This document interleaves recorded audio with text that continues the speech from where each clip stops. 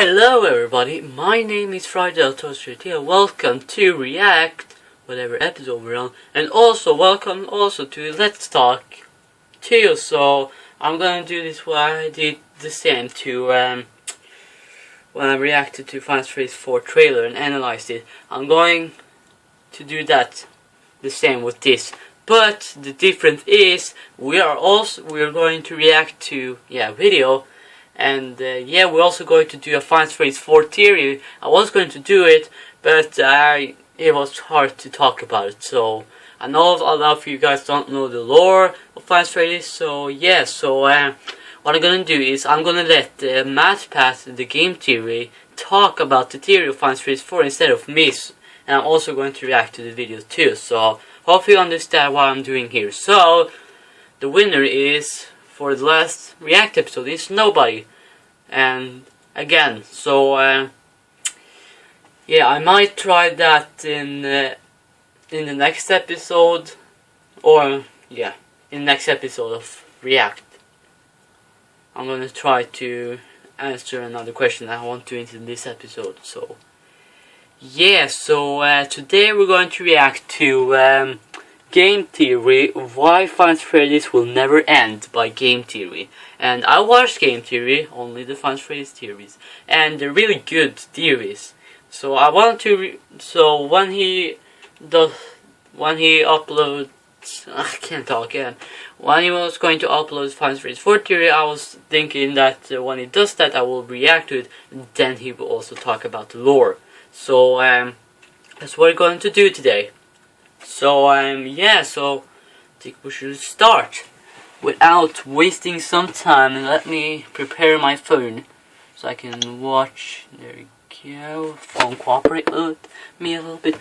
And let's start in 3, 2, 1, go. There's gotta be a code to open this. Maybe. Bite of 87. New text? I must be close. Box of secrets, box of lies. One movie. 11 animatronics. 11 kids. One code guy. One killer. Hex code for purple. Open the box. Oh, you open the box. Markiplier. It's Mark. Yes, Matt. It was me. Markiplier. Time, and that's no theory.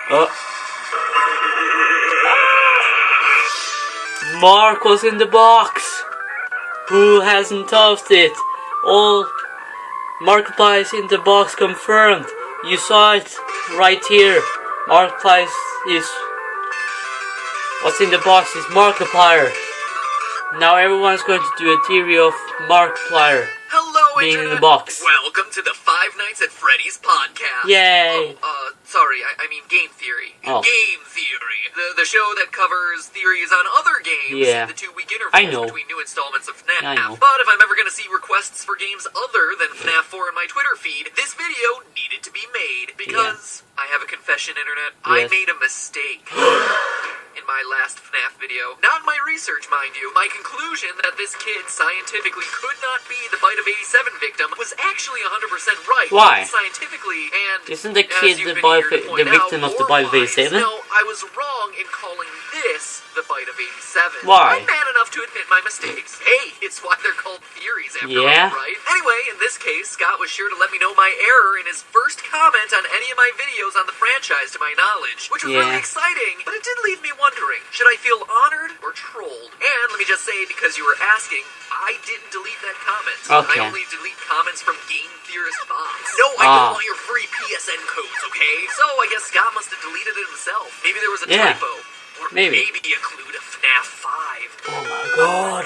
Before we get that far ahead, let's close the book on FNAF 4. First, let's set the record straight on where it takes place. It does not take place in Fredbear Family Maybe Diner, he's right. but rather the it doesn't take place in location Family of Freddy Diner. Fazbear's Pizza, the one from the old phone guy tapes found in FNAF 3. But the spring-locked yellow suits are the only ones there, I hear you typing. Yeah, that's what I'm saying. Right, they obviously are, but remember, phone guy's tapes in FNAF 3 welcome you to Freddy Fazbear's Pizza, not Fredbear Diner, before he tells you about their quote. Maybe Fredbear's Family Diner is Freddy's Fazbear Pizza, maybe. Career as a performer / entertainer for Freddy Fazbear. Yeah, maybe. Right now the two spring animatronics were made in Fredbear's Family Specially Banner. designed, i.e. not in existence during the Fredbear era. Plus, in that same set of phone calls, Phone Guy tells us the suits have become decommissioned after an incident where there were, quote, multiple simultaneous spring lock failures. What do we see at the end of FNAF 4?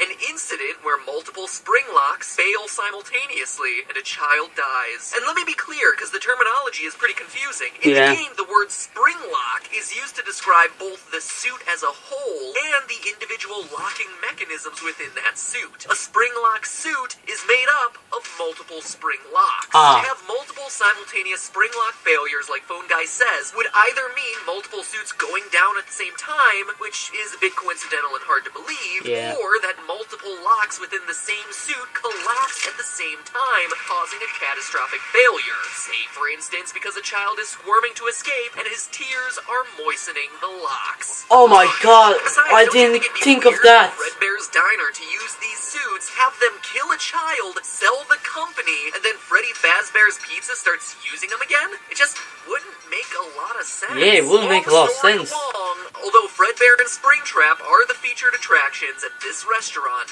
this is a Freddy Fazbear branded joint. Yeah, but what about the other animatronics like Freddy, Bonnie, Chica, and Foxy? But enough about the timeline. I don't want to dwell on it in this episode. To me, having a general placement of the timeline is enough because the most interesting part of this game is the ending and its overall meaning. Like I said in the other FNAF 4 video, if this was just a random kid who got bit, that would be really lame. Yeah, it will be really lame. How does this particular kid fit into the overall lore? Why is this incident of 1983 so important to show? Who is the FNAF 4 kid, and what does the ending line of "I will put you back together" mean? Well, let me tell you, the evidence points to him being the puppets. Let's look at the evidence. First, many have pointed out the streaming tears down the kid's face, which mimic the tears down the puppet's mask. Okay, sure, that was good evidence when we first saw them in FNAF 2, but at this point, those nice pixelated streams are on nearly every chubby-cheeked kid who's ever entered these restaurants. So alone, it's not much to go on. But we can take it one step further. While the tears themselves might not be interesting,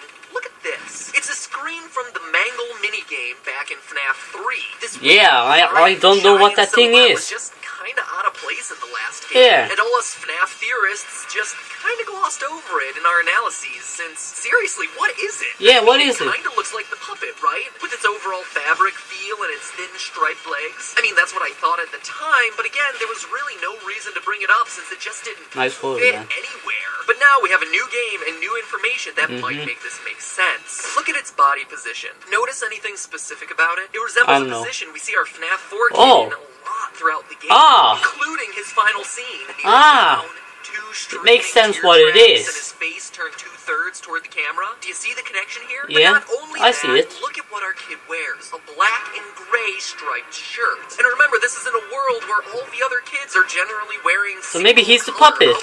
He became the puppet after the Bite of 87 happened. Or maybe the Bite of 83.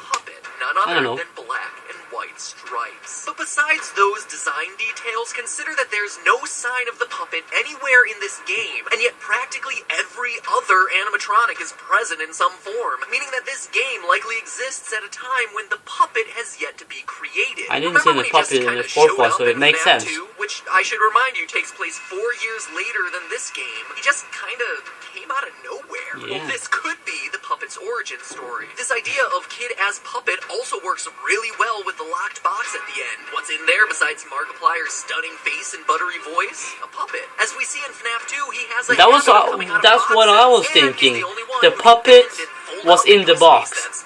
But there's even more evidence when you so now maybe the puppet is in the box instead of Markiplier. Who knows? What is the child afraid of in this game? Why does he hate this restaurant so much? The easy answer would seem to be the animatronics, but that'd be wrong. Why? It's important to note that at the time of the cutscene minigames, he's not scared of Freddy, Bonnie, and Chica. When you walk over the pile of plushies in the corner, we see that he considers these characters as his friends. Foxy is kinda in that camp too, but to a slightly lesser degree. So he's not scared of Freddy, Bonnie, Chica, and Foxy. I think they're scared. I think this kid is scared of, you know, the spring lawsuits, you know, Spring Bonnie or Springtrap. He's scared of Spring Bonnie and Gold Freddy.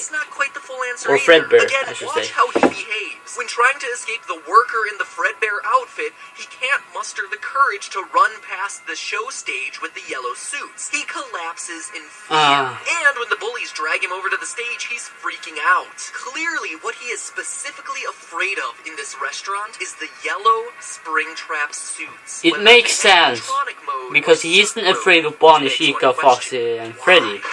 Well, the answer lies in psychic friend Fredbear. Look at the dialogue running through the kid's head. Hurry the other way and find someone who will help. You know what happens if he catches you. That line would be easy to write off as this just being a scared kid who believes the ghost stories he's heard from the dead-eyed girl he talks to on the way home. She's creepy. If it wasn't for one thing, this other line. No. Don't you remember what you saw? This kid actually saw something. A crime. Something terrible in these restaurants. It would seem to imply that he saw another child get shoved into why didn't I think of it? It makes sense. GameTheory. Oh my god. That's why the kid is scared of the animatronics, because someone else was killed and stuffed in the suit. He's everywhere. Who are you gonna call? Psychic friend Fredbear. I mean, seriously, what is 10 out of 10.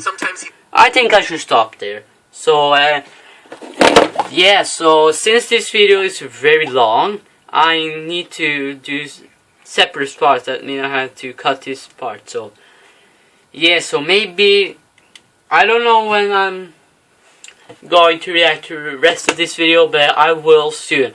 Maybe next week, okay? I will be reacting to more of this, or yeah, I will be reacting to more of this next week. So yeah, next week I will be finishing reacting to this, and then he will also be finishing talking about the Final Fantasy lore. But anyways, guys, hope you guys enjoyed this react episode. Leave a like, subscribe, and I will see you in the next video. See you, bye. Bye everybody, bye.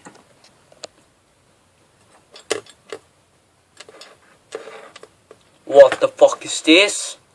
I asked for a better react episode and you give me this piece of shit?